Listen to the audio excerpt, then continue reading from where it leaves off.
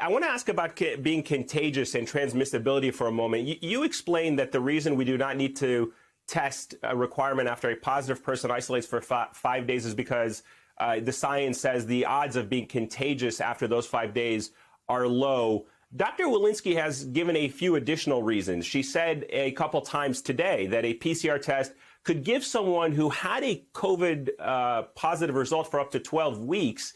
So is a PCR test not a good barometer either for transmissibility and isolation length? I mean, how can people actually tell if they are contagious in the cycle of having COVID? How do you measure that, if not with either a PCR test or an antigen test?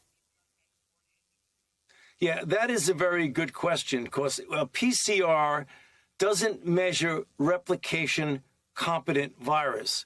It measures viral particles, nucleic acid. So in other words, I could be infected, have cleared the replication competent virus from me, but I can continue to be positive with a PCR for several days after recovering and not being transmissible at all. So although a PCR is good to tell you if you have been, am I infected? Yes, I am infected. But the very fact that it's positive for, as the CDC director said, for several days and even weeks later, it doesn't give you any indication of whether or not you're transmissible. And I think that's the understandable confusion that people have about testing.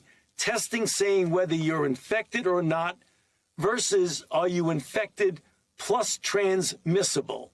The only way you could tell if it's transmissible, if you can show that there really is live replication virus in you. And the tests don't measure that.